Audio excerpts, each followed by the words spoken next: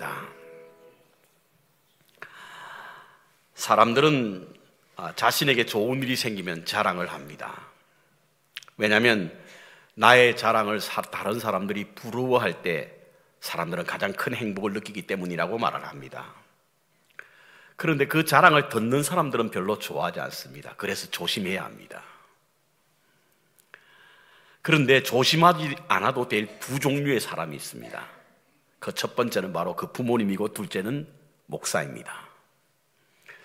목사의 한산호서 매우 공감이 갑니다. 여러분, 목사님께는 마음껏 자랑해도 됩니다. 왜냐하면 목사는 교인들이 잘 되기를 누구보다도 바라는데요, 성도님들이 좋은 일이 생기고 잘 되어서 자랑하면 누구보다 기뻐하기 때문에 목사에게는 자랑해도 됩니다. 저는 만백성교회 담임 목사로서 하나님이 주신 복을 빌라는 소명에 따라서 성도님들이 잘 되기를 바라며 늘 기도합니다. 모든 사람이 다 잘 되었으면 좋겠지만 그보다 그리스도인이 잘 됐으면 좋겠고요, 특별히 우리 교회 만백성교회 교인들이 잘 되기를 바라는 마음이 간절합니다. 그래서 새해가 되면 축복하면서 기도하게 되는 것이죠. 여러분들도 여러분의 이웃과 성도님들을 위해서 마음껏 축복해 주시기 바랍니다. 우리의 귀를 만드신 하나님, 우리의 입을 만드신 하나님께서 듣고 보고 계십니다. 그래서 여러분들이 축복을 하게 되면, 여러분들이 복을 빌게 되면 하나님은 우리에게 복이 될 줄로 믿습니다. 나 때문은, 잘못되면 나 때문이라 이기고 잘되면 당신 덕이라고 여기시기 바랍니다. 그럼 금년 한 해가 아마 복이 될 줄로 압니다. 우리 옆에 계신 분들과 인사 한번 할까요? 올 한 해 제가 잘되면 무조건 당신 덕입니다. 시작.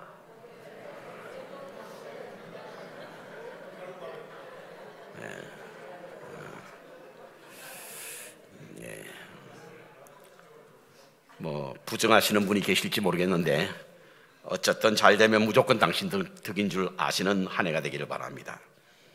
오늘은 그와 같은 마음을 담아서 에덴의 축복에 관한 말씀을 함께 나누려고 합니다. 에덴이란 단어는 페르시아로 헤단에서 나온 히브리 말로서 환희의 동산, 태고의 정원이란 그런 뜻을 가지고 있습니다. 영어로는 파라다이스라고 번역하고 있습니다. 그래서 우리가 흔히 에덴은 낙원과 같은 곳일 것이다 라고 생각하며 이해합니다. 왜 에덴을 낙원이라고 할까? 사실은 에덴이 어떤 곳이라고 하는 것은 누구도 전해주고 있지 않습니다. 그것을 본 사람도 없고 또 보았다 하나 우리에게 전해지지 않고 있습니다. 그래서 우리는 어떤 곳이 바로 에덴인지 잘 모릅니다. 심지어는 에덴 동산을 전하라고 하시는 말씀에도 에덴 동산이 어떤 모습과 같다라고 말하지 않기 때문에 우리는 그것을 알 수 없습니다. 그래서 막연히 에덴은 이와 같을 것이라고 생각할 뿐 실제적으로 그것을 정확하게 말할 수 있는 분들이 없습니다. 하지만 알 수 있는 방법이 성경에는 제시되고 있습니다. 오늘 그것을 나누려고 합니다. 어떤 곳이 에덴 동산이면 왜 그것을 낙원으로 부를까? 저는 먼저 그 말씀을 나누기 전에 10절에 있는 말씀을 함께 다시 한번 보기를 원하는데요, 10절에는 강이 에덴에서 흘러나와 동산을 적시고 거기서부터 갈라져 내 권원이 되었으니 라고 하는 말씀입니다. 그러니까 에덴 동산이라고 하는 것은, 그곳이 낙원이 될 수 있는 것은 바로 에덴에서 흘러나온 강이 그 동산을 적시했기 때문이라 라고 성경은 번역하고 있습니다. 성경을 보면요, 노아의 홍수가 있기 전에는 이 땅에 비가 내리지 않았습니다. 안개가 동산을 적셨다 이렇게 표현하고 있습니다. 6절에 아마 창세기 2장 6절에 그렇게 기록되어 있는데요, 안개만 땅에서 올라온 온 지면을 적셨더라 이렇게 기록되어 있는 걸 보니까 바로 비로 인해서 강이 만들어진 것 같지는 않고요, 그곳을 적신 것은 바로 비가 아니라 안개였음을 우리에게 보게 됩니다. 동산에도 아마 그랬을 것으로 보여요. 그곳에서도 비가 와서 거기서 보여서 강이 된 것 같지는 않습니다. 그런데 이 동산이 바로 에덴이 동산이 될 수 있었던 것은 바로 에덴에서부터 강이 흘러나와서 그것을 적셨기 때문에 축복의 땅이 되었다라고 하는 사실입니다. 저는 여기에서 우리가 중요한 교훈 하나를 짚고 넘어가기를 원합니다. 여러분, 에덴 동산은요 우리가 만든 것이 아니라 하나님이 만드셨죠. 그 동산 역시도 사람이 낙원이 되게 한 것이 아니라 하나님이 되게 하셨습니다. 하나님께서 이 에덴이라는 곳에 강이 발원해서 동산을 적셨기 때문에 그것이 에덴 동산이었고, 그래서 그곳이 우리가 파라다이스라고 말을 하는 것입니다. 그렇다고 한다면 우리가 이 땅 위에 누리고 우리가 이 땅에서 복된 인생을 살아가는 것은 나의 능력, 나의 노력, 나의 실력으로 되는 것이 아니라 하나님이 주신 은혜로 말미암아 우리의 삶이 하나님으로부터 젖어 있을 때, 그때 우리의 축복의 삶을 살아갈 수 있는 줄로 믿습니다. 우리의 삶이 동산이 되는 거예요. 에덴 동산이 되는 것입니다. 그렇다고 한다면 하나님이 주신 복이 과연 어떤 것일까? 오늘 에덴에서 시작된 강이 언덕을 적시고 네 줄기로, 네 갈래로 갈라졌다고 하는데요, 그곳에는 각각 이름이 붙여져 있습니다. 그런데 이름을 통해서 우리는 과연 에덴 동산이 어떤 곳이기에 그곳을 우리는 낙원이라고 부르게 될까? 그것을 오늘 한번 찾아보기를 원합니다.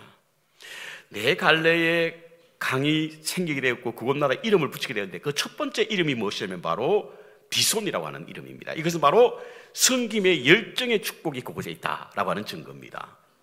섬김의 열정이 있는 곳, 그래서 그곳이 축복이라고 하는 사실인 것이죠. 여러분들은 어떤 것이 축복의 개념인지 저는 잘 모르겠습니다. 사람마다 생각이 다 다릅니다. 어떤 분들은 소유가 많아서 축복이라 생각하고, 어떤 분들은 지위가 높아서 축복이라 생각하고, 어떤 분은 명예가 높아서 축복이라고 여깁니다. 그런데요, 믿음의 사람, 성숙한 믿음의 삶을 살아가는 우리에게 있어서 우리가 가진 모든 소유는 축복이 아니라 사명입니다. 가진 재산도, 지식도, 명예도 하나님께서 하나님을 위해 쓰시라고 주신 그 사명이에요. 그것을 축복으로 여기고, 나는 축복을 받아 저 사람 받지 못한 것에 대해서 비난할 이유도 없고 그들을 멸시하거나 차별할 이유도 없는 것은, 많이 주신 것은 많이 쓰라고 하는 하나님의 사명임이라는 사실을 잊지 말아야 합니다. 그럼 에덴 동산에서의 축복은 무슨 축복이냐? 첫 번째 축복이 바로 섬김의 열정을 가지라는 축복입니다. 섬김의 열정을 갖는 것이 축복이라는 뜻이에요. 왜냐하면 여기 비손이라고 하는 이 단어의 의미는 바로 뛴다라고 하는 의미거든요. 뛴다에는 적극적 왕성함 그리고 열심이라는 뜻인데, 이것을 한마디로 묶으면 열정입니다. 열정. 여러분, 열정이 있는 것이 축복이심을 믿으시기 바랍니다. 열정을 가진 것이 축복이에요. 여러분, 열정은 아무나 가진 것이 아닙니다. 여러분, 이 강의 모양이 어땠는지 잘 모르겠어요. 왜 비손이란 이름을 지었는지도 모르겠습니다. 하지만 그 물 속에는, 그 강 속에는 분명히 뭔가 역동적인 어떤 열정이 그곳에 숨어 있었기에 그 강 이름을 바로 비손으로 지었던 것으로 보입니다.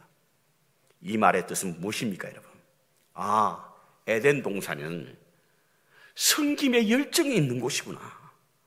그래서 그 땅을 축복의 땅이라 부르는구나. 그래서 그곳이 파라다이스가 될 수 있었던 거예요. 여러분, 그것을 알게 하는 말씀이 나오죠. 창세기 1장에 보면요. 창세기 1장 28절에 보면 하나님께서 삼라만상을 지으시고 그곳을 다스리게 아담과 하와를 세우시고, 그리고 그들에게 명령한 것이 무엇입니까? 땅에 충만하라, 번성하라, 생육하라, 땅에 충만하라. 이것은 무엇이죠? 역동적으로 열정을 다해서 섬기라고 하는 이야기예요. 그러니까 30절에 그렇게 하더라. 그리고 31절에 보니까 하나님이 그것을 보고 너무 기뻐하셨다, 만족해 하셨다는 겁니다. 바로 에덴이 축복인 이유는, 우리가 에덴의 축복을 누리기 위해서는 우리의 섬김의 역동성이 있어야만, 그것이 바로 축복입니다. 모두에게 주어진 것은 아니거든요. 아무나에게 주어진 것이 아닙니다, 여러분. 섬김의 열정을 다하는 분들이 계세요. 그분들이 바로 하나님의 축복을 입은 사람, 에덴의 축복을 입은 사람이라고 하는 겁니다. 뛰는 가슴으로 열심히 일을 할 수 있는 것이 축복입니다, 여러분. 이와 같은 그분들에게는 얼굴에 기쁨이 충만합니다. 즐거움이 가득합니다. 왜냐하면 일을 하는 것이 큰 기쁨이거든요. 섬기는 것이 큰 기쁨이거든요. 마지 못해, 죽지 못해, 주의 시선 때문에 억지로 하는 것에서 기쁨과 즐거움을 찾을 수가 없습니다. 내게 맡겨진 일을, 내게 주어진 것을 기쁨으로 열정을 다하여 섬기게 될 때 그 삶이 축복의 인생이 될 줄로 믿습니다.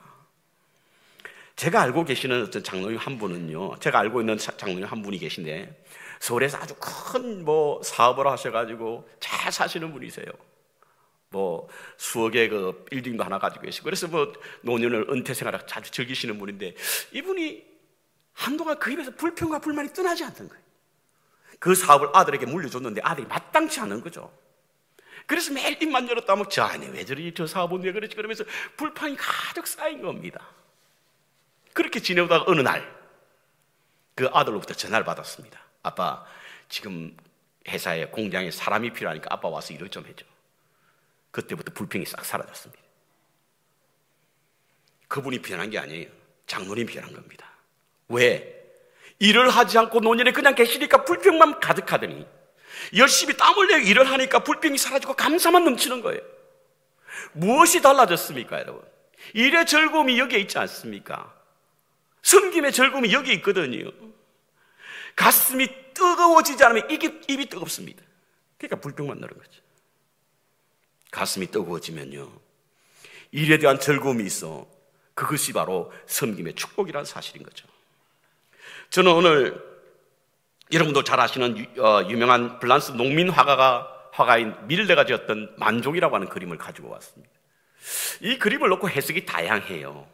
아이들 저 보자기에 광줄에 쌓인 아이가 어떤 병에 걸렸다는 이런 해석들이 많이 있는데요. 표면적으로 보면 젊은 부부가 하루의 일과를 마치고 석양해질 때에 저 멀리 교회를 보면서 그들이 기도하는 장면이 바로 이 밀레의 만종이라고 하는 그림으로 저는 해석합니다. 그런데 여기에는요, 세 가지 신성함이 있다고 해석합니다. 첫 번째로는 바로 가정의 신성함을 가리키고 있고, 두 번째는 종교의 신성함을 가리키고 있고, 마지막으로 노동의 신성함을 가리키고 있다는 거예요. 그런데요, 가정의 신성함이나 종교의 신성함은 어디서 오냐면 바로 하루의 일과를 땀을 흘리고 난 이후에 얻어지는 거룩함이 우리에게 가정의 신성함도 그리고 종교의 신성함도 가지고 된다는 겁니다. 우리가 정말 하나님의 일을 할 수 있다고 하는 것, 그리고 우리에게 맡겨진 일이 있다고 하는 게 참 감사한 일이에요. 이것은 축복입니다, 여러분. 사람들은요, 섬김을 받는 것이 축복이라고 여기지만 기독교는 그렇게 가르치지 않습니다. 사람들은 섬김을 받는 것이 축복이기 때문에 마음껏 다른 사람이 나에게 섬겨주기를 기대하지만 하나님의 말씀, 예수 그리스도의 가르친 그 정신은 다릅니다. 나는 이 땅에 섬김을 받으러 온 것이 아니라 섬기러 오셨다고 말씀하시고 있지 않습니까? 그러니까 섬길 수 있는 것이 축복인 줄로 믿습니다. 여러분, 섬김의 축복을 누리시기를 바랍니다. 섬길 수 있다는 것은 축복을 누리시기 바랍니다. 그런데 무엇보다도 주의 일에 가슴이 뜨거워지는 열정적인 섬김이 바로 축복입니다, 여러분. 우리 교회도 많은 분들이 지금 섬기고 있습니다. 자신에게 맡겨진 일, 주어진 일에 가슴 뛰는 열정으로 섬기는 분들이 참 많이 있죠. 보이는 곳에서 보이지 않는 곳에서 희생과 헌신으로 섬기시는 분들이 많이 있습니다. 파킹장에서 안내하시는 분, 성가대 봉사하시는 분, 교회학교 교사로 섬기는 분, 새벽기도 안내, 본당의 강단과 교회 부근의 청소와 성찬부, 오랫동안 수십 년 동안 남이 뭐라 그래도 그 일을 섬기시는 분들을 보면 저분들은 참 성김의 복을 받으신 분이구나, 에덴의 축복을 누리시는 분이구나, 전 그렇게 믿습니다. 여러분들이 할 수 있는 일, 맡겨진 일을 외면하지 마시기 바랍니다. 거절하지 마시면 그것은 바로 하나님이 주신 에덴의 축복인 줄로 믿습니다. 그 축복이 우리 가운데 있어야 하는 거죠. 때로는 사람의 눈에 보기에는 어리석어 보일지 몰라도 그분들은 아무도 막을 수가 없습니다. 왜냐하면 가슴이 뜨겁기 때문에 그래요. 하나님을 사랑하는 가슴이 뜨겁기 때문에 그분들은 섬김의 모습이 참으로 아름답습니다. 풀러 신학교에 맥가버린 교수가 있습니다. 이분은 교회 안에서 활발하게 일을 하는 교인은 불과 10%에 불과하다. 활발하게 일하는 분은 불과 10%에 불과하다. 80%는 살짝 자고 있는 사람이다. 10%는 아예 자는 사람이다. 80%는 깨우라는 거예요. 근데 10%는 깨우지 말래요. 오히려 성질만 낸답니다. 저는 8대2의 원리를 믿습니다, 여러분.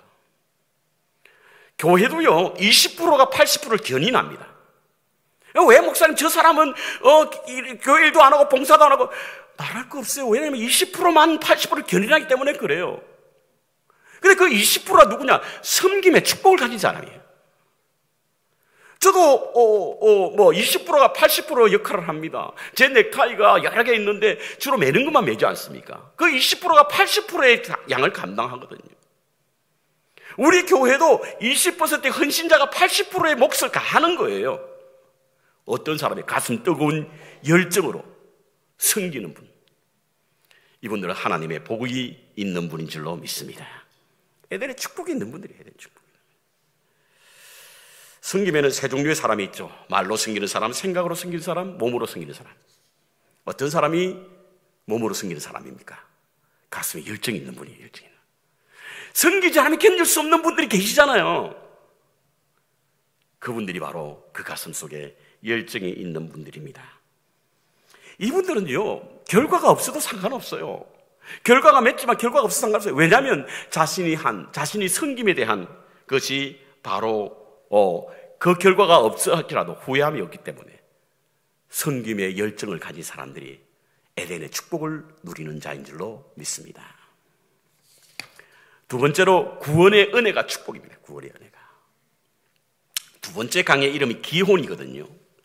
기혼이란 이름의 뜻은 무엇이냐면 값없이 풍부하게 흐른다 이것입니다. 아마도 그 강줄기에는 이 기온의 강주위에는 줄기가 있어서 여러 군데에서 물이 합쳐져서 흐르는 강은 아닌 것으로 보입니다. 그런데 굉장히 그 강은 풍부하고 그래서 주위에 있는 모든 곳을 다 적실 만큼 양이 많았던 것으로 보입니다. 그래서 그의 이름을 기온이라 불렀던 겁니다. 이 기온이라는 말을 그래서 은혜라고 하는 것으로 해석할 수가 있습니다. 여러분, 우리가 누리는 은혜가 큰 축복인 줄 아세요? 사람은 모두 다 은혜를 누리는 것은 아닙니다, 여러분. 모든 사람들이 다 은혜가 있는 사람이 아닙니다. 그런데 은혜가 있는 사람들은요, 그 마음에 기쁨과 평화가 넘치고 그래서 그 은혜로 말미암아 살아가는 하나님의 축복이 충만한 그런 분들이 많이 있습니다. 여러분, 복은 그 사람의 입과 말, 삶에서 나온다고 하지 않습니까? 흔히 말해서 행복에서 감사한 것이 아니라 감사하면 행복하다고 말하는데 어떤 분이 감사할 수 있어요?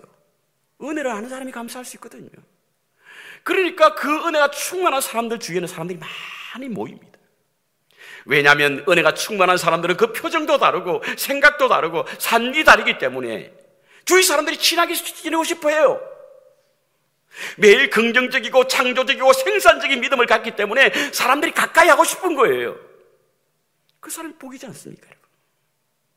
홀로 아무도 찾아주지 않고 설설 피하려고 하고 멀리하려고 하는 사람이 복된 인생이겠습니까? 어떤 사람이 복된 인생입니까, 여러분? 그 마음속에 은혜가 충만해서 미소가 넘치고 기쁨이 충만하며 모든 일에 긍정적인 마인드를 가지고 감사하며 지내는 사람. 이 사람은 은혜를 입은 사람들이거든요. 그 은혜를 입은 사람이, 그 은혜의 삶을 사는 사람들이 축복인 줄로 믿습니다. 은혜를 입은 사람, 은혜를 아는 사람, 특별히 은혜를 알게 되면요, 그분은 강해집니다. 여러분, 은혜를. 하나님의 은혜를 경험한 사람은 강해지는 거예요.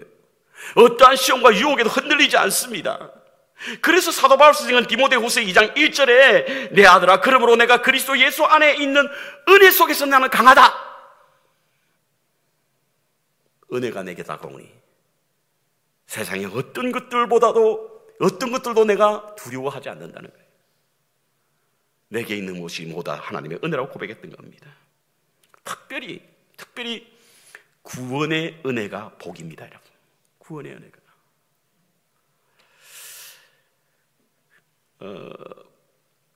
언젠가 신학자들이 함께 모여서 비교 종교학에 관한 세미나가 있었다고 합니다. 비교 종교학이라고 하는 것은 기독교와 불교와 유대교와 그리고 모슬림과 이런 사람들, 이런 종교와 기독교가 뭐가 다를까? 어떤 것이 기독교만이 있는 것일까? 다른 종교에도 내세관은 있습니다. 우리 같은 천국관.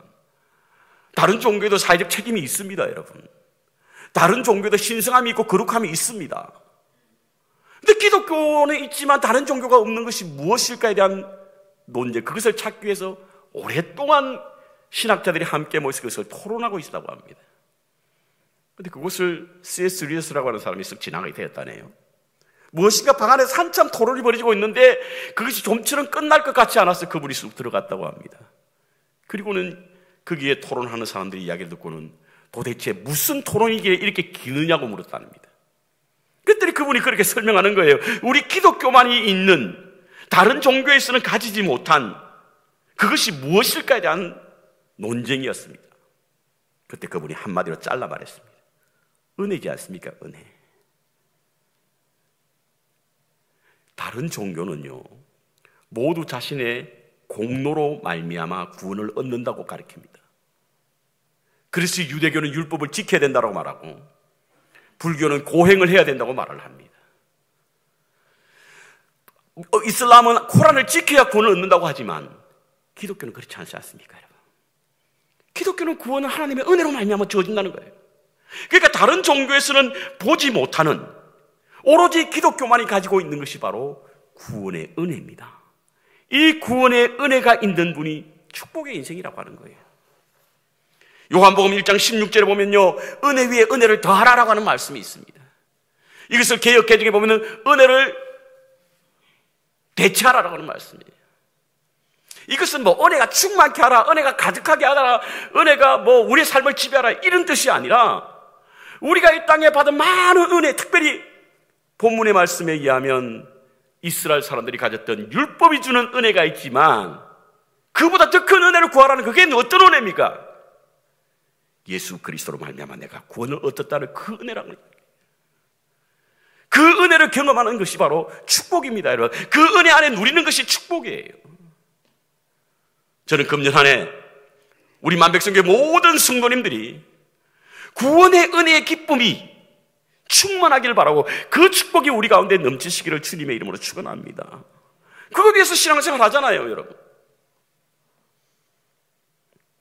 세 번째로 믿음의 능력이 축복입니다. 믿음의 능력이. 강의 이름이, 세 번째 강 이름이 히데겔이라고 하는데 여기 이제 영어역에 보면 티그리스 강. 그래서 흔히 에덴이 그 갈대아 우르에 있는 티그리스 강과 유프라데스강이 만나는 그 지점에서 그 역사가들 봅니다. 지리학자들 봅니다. 근데 이 세 번째 강의 이름을 티그리스강이라 붙거든요. 히데겔이라고 붙이거든요. 근데 히데겔이라는 뜻이 무엇일까? 그 말의 뜻은 화살같이 빨리 나는 힘이라는 뜻입니다. 아마 이 강은 에덴에서 흐른 시작된 근원이 됐던 그 강이 동산을 적시고 네 갈래로 흩어졌을 때 세 번째 이 강의 줄기는 굉장히 힘이 강했던 것으로 보입니다. 위에서부터 내려오는 힘이 남달랐던 것으로 보여요. 그래서 우리는 흔히 이 히데겔 강을 하나님의 능력으로 보는 겁니다. 능력이. 인간의 능력에는 한계가 있습니다, 여러분. 그래서 그 능력으로 산다고 한다면 우리는 실패할 수밖에 없습니다. 세상의 온갖 유혹과 시험이 우리를 우는 사자같이 벌벌고 산길만 해도 찾지 않습니까? 우리의 능력이 이길 수 있습니까? 안 됩니다, 여러분. 그래서 선줄로 생각할 때 넘어질까 염려하라고 말씀하신 거예요.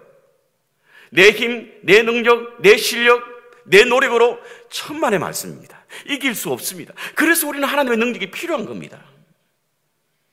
제가 자주 묵상하는 말씀 가운데 시편 84편 5절에 보면 이런 말씀이 있습니다. 주께 힘을 얻고 그 마음의 시온에 데려가 있는 사람은 축복의 사람이다. 주님으로부터 힘을 얻고 그 마음에 하나님 나라를 향하여 문이 열린 자는 축복의 사람이라고 시편 84편을 말하고 있습니다. 그 이유가 뭔 줄 아십니까, 여러분? 그 이유는 바로 눈물의 골짜기를 통행할 때 그곳이 샘이 되게 한다는 거예요. 눈물의 골짜기를 지날 때도 그곳이 샘이 되게. 여러분, 눈물의 골짜기가 어떤 곳입니까? 눈물의 골짜기라고 하는 것은 눈물의 시간, 눈물의 장소를 의미하는 거예요. 우리 인생에는 눈물의 시간, 눈물의 장소를 보내는 분들 계시잖아요.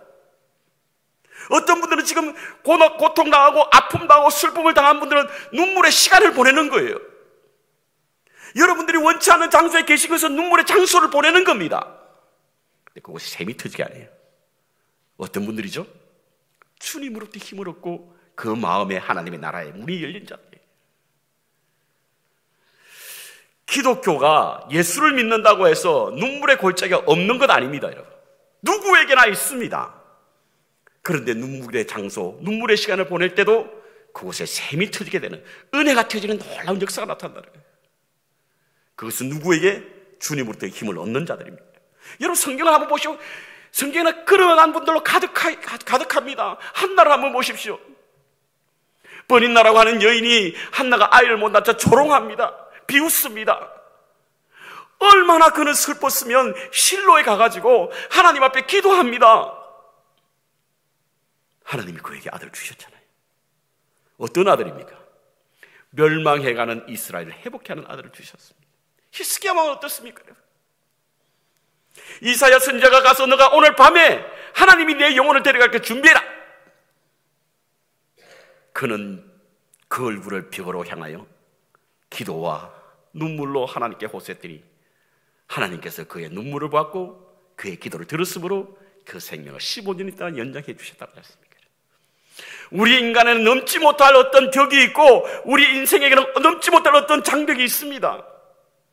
우리 인간의 능력은 한계가 있기 때문에 그래요. 인지의 능력, 지식의 능력, 경험의 능력, 그런 한계들이 있지 않습니까? 뛰어넘을 수 없는 거예요. 그런데 뛰어넘을 수 있는 어떤 믿음의 능력을 갖게 하는 것이 바로 축복이라는 사실인 겁니다. 그 능력을 뛰어넘을 수 있게 하는 믿음을 갖게 하는 것입니다. 세계적인 베스트셀러 목적으로 이끄는 삶, 그게 한 1000만 부 이상 팔렸다고 그러죠. 릭 워렌 목사님이 계십니다. 세델백 교회 담임 목사님이시죠. 특별하게 달라 보이지 않습니까? 평범한 우리 정도의 사람으로 보입니다. 생기기로는 제가 더 잘생긴 것으로 보이는데, 이분이 8만 명의 교회를 섬기고 있고, 저도 세델백 교회를 방문한 적이 있는데요. 교회가 크리스탈 처치처럼 수정교회처럼 아름답거나 그러지 않습니다. 그냥 컨테이너 붙여놔가지고 교회를 만들었어요. 근데도 그 교회는 그렇게 많은 사람들이 모입니다. 주일 하루에 설교를 6번 한대요.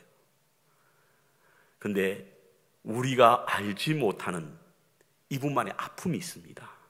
그것이 무엇이냐면 바로 이분이 지병이 있는 거예요. 지병. 그 지병이 어떤 병이냐면 뇌 기능에 이상이 있는 그런 증상을 가졌습니다. 어릴 적에는 간질인 줄 알았다고 합니다. 그런데 파킨슨 병의 형성도 나타나고, 그래서 이상한 어떤 증세가 나타나는데 이건 아주 희귀병으로 가끔은 목사님이 졸도를 하신대. 졸도를. 희귀병으로서 미국에만 해도 16만 명 정도만 있다고 하는데요. 아마 아드레날린이 부족해서 생기는 병으로 강단에서도 가끔 말씀을 전하다가 쓰러질까 봐서 부목사가 항상 준비하고 있대요. 쓰러지면 와서 설교하라고. 가끔은 설교 원고가 보이지 않아 한참 동안 그것을 보기 위해서 그 시간을 보낼 때도 많이 있답니다. 25년 동안 그렇게 목회하셨다는 거예요. 근데 이제부터는 자기의 병을 낫게 해달라고 기도하지 않는답니다. 왜? 자기의 약함을 통해서 하나님의 강하심을 보이게 하기 위해서. 자신이 약할 때 하나님의 강하심이 드러나게 하기 위해서 믿음의 능력이 있음을 보게 하는 그런 말씀인 거예요. 여러분, 누구나 다 같은 어려움이 있지만 믿음의 능력을 가진 사람은 그 어려움을 하나님의 복으로 여기며 그것을 이겨냅니다. 이것이 바로 믿음의 역사예요. 이 역사를 가진 사람이 축복의 사람입니다, 여러분. 스가랴 4장 6절에 보십시오. 만군의 여호와께서 말씀하시되 이는 힘으로 되지 않고 능으로 되지 않고 오직 나의 신으로 된다고 말씀이 있지 않습니까, 여러분? 우리는 그 능력과 힘을 하나님부터 받아야 됩니다. 하나님의 능력을 소유할 때 승리하는 삶을 살 수 있습니다. 나의 힘이 되신 여호와의 내가 주를 사랑합니다 라고 하는 믿음으로 하나님의 능력을 힘입고 살아가는 것이 축복인 줄로 믿습니다. 마지막으로 생명의 열매가 축복입니다. 생명의 열매가. 네 번째 강의 유프라테스 강이죠. 이 유프라테스라는 말은 좋다, 비옥하다라는 뜻으로 열매가 많다는 의미로 해석할 수가 있습니다. 에덴에서 시작한 강이 동산을 거쳐서 네 갈래 물로 흩어졌는데 그 강 이름 중에 하나가 바로 유프라테스 강이기에 그곳에서 흘러나오는 그 땅은 바로 어떤 땅이야? 열매가 많은 땅이구나. 생명의 열매가 있는 곳이구나 라고 하는 뜻입니다. 그래서 그곳을 우린 낙원이라 부릅니다. 그래서 그곳을 우린 축복의 땅이라고 부르는 거예요. 열심히 일을 해도 열매가 없다고 한다면 그건 참 불행한 일이죠. 우리가 노력한 만큼 얻을 수 있는 것이 하나님의 축복입니다. 노력하지 않고도 얻으려고 하는 것은 나쁜 생이에요. 나쁜 생각입니다. 수고한 만큼 얻을 수 있는 것이 하나님의 축복입니다. 그래서 시편 128편에 보십시오, 여러분. 하나님을 경외하는 자가 어떤 자라고요? 수고의 땀을 흘린 그 대가를 누리는 것, 그 소출을 누리는 것, 그 결실을 맛보는 것, 그것이 바로 하나님을 경외하는 자고 그와 같은 자가 축복의 사람이라고 하는 사실인 것입니다. 저는 가끔은 봄에 씨앗을 뿌리고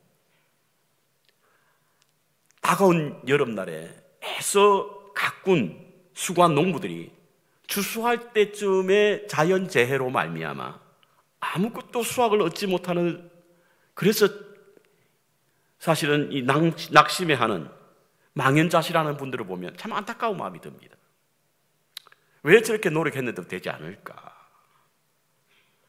여러분, 우리가 평범하게 내가 노력했으니 얻는 것이 당연한 것이 아니라 내가 노력한 만큼 그 결실을 맺는 것이 바로 하나님의 축복이라는 사실을 우리는 잊어서는 되지 않습니다. 결실 있는 삶이 바로 복된 삶이거든요. 우리의 믿음의 여정에도 열매가 있습니다. 그것이 어떤 열매는 바로 생명의 열매라는 사실인 거예요. 시편 1편에 보십시오, 여러분. 복 있는 사람은 어떤 사람이라고요? 시냇가에 심은 나무가 시절을 쫓아 과실을 맺는 것이 복 있는 사람이잖아요. 그래서 항상 푸르는 곡이 바로 하나님의 축복의 사람인 겁니다. 우리가 예수님 안에 있지 않으면 저절로 결실을 맺을 수 없습니다. 그건 제 말이 아니라 요한복음 15장에 있는 말씀입니다. 우리가 하나님 그리스도 안에 있을 때에, 예수 안에 있을 때 결실을 맺을 수 있습니다. 그것이 생명나무인 거예요. 여러분들이 예수님 안에서 누리는 그런 열매가 있다고 한다면 축복의 사람인 줄 믿으시기 바랍니다. 그것이 바로 축복이에요, 여러분. 어떤 것을 소유하거나 어떤 것을 취하는 것이 아니라 예수 그리스도와의 관계를 통해서 얻어지는 그 마음의 영생의 기쁨이 바로 생명의 열매라는 사실인 거죠. 그래서 에덴 동산은요, 소유의 개념이 아니라 관계의 개념이라고 말을 하는 거예요. 저는 오늘 이 에덴의 축복에 관한 말씀을 나누면서 꼭 여러분에게 전해드리고 싶은 말씀이 있는데, 그것은 바로 우리가 누리는 에덴의 축복을 아단으로 바꾸지 마라. 이것은 인간의 일생이라고 하는 책을 썼던 이재철 목사님의 글에서 제가 인용한 겁니다.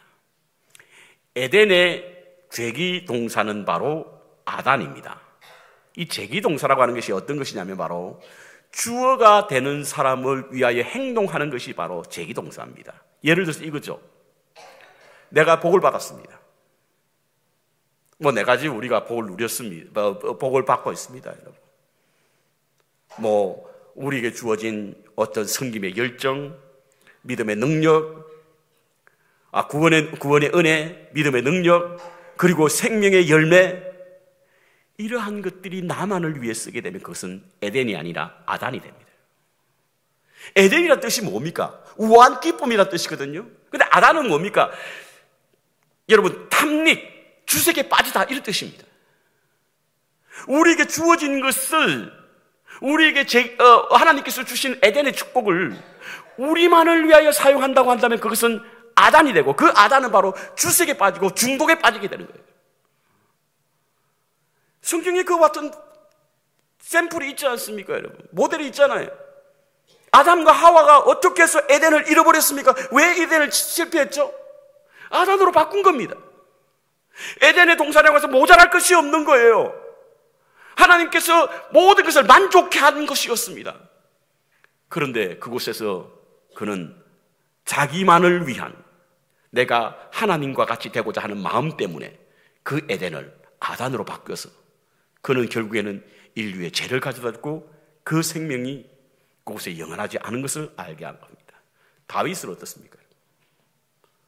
하나님께서 그에게 복을 주셔서 그는 말 한마디만 해도 모든 백성들이 다 순종할 만큼 최고의 권력, 최고의 자리에 있으면, 그때 그는 그 권력을 자기만을 위해 쓰다 보니까 주색에 빠지게 된 겁니다. 탐닉하게 된 겁니다.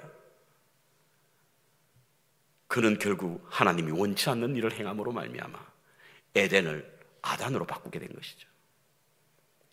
사랑하는 성도 여러분, 하나님께서 우리에게 금년 한 해 에덴의 축복을 주신 줄로 믿습니다. 그렇다고 한다면 그것을 아단으로 바꾸지 마시기 바랍니다. 여러분. 나를 위해 쓰는 것이 아니라 하나님께서 주신 그 복을 흘러 네 개의 강물이 세상을 향하여 흐를 수 있도록 해야 됩니다. 그것은 바로 섬김의 열정이요, 구원의 은혜며 믿음의 능력이요, 생명의 열매인 줄로 믿습니다.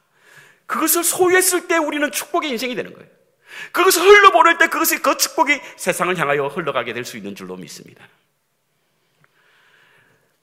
물을 이렇게 보면요, 물의 냄새나 맛을 통해서 바로 이 물맛이, 이 물이 어디서 흘러나온 줄 압니다.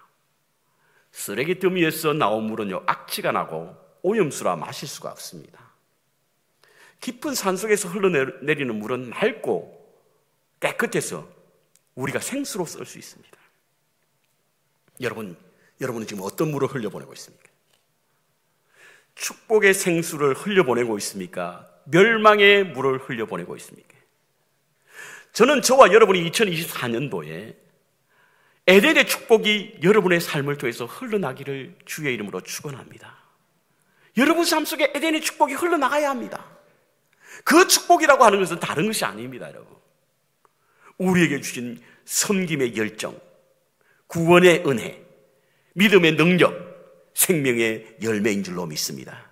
그래서 금년에 우리 모든 성도님들이 다 이와 같은 에덴의 축복을 누리며 우리의 삶을 통해서 그 물이 흘러가 하나님의 사랑이 온 세상에 퍼져나감으로 말미암아 우리가 축복의 근원이 되고 축복의 통로가 되어서 우리를 아는 모든 사람들에게 하나님의 축복이 흘러가시기를 주님의 이름으로 축원합니다.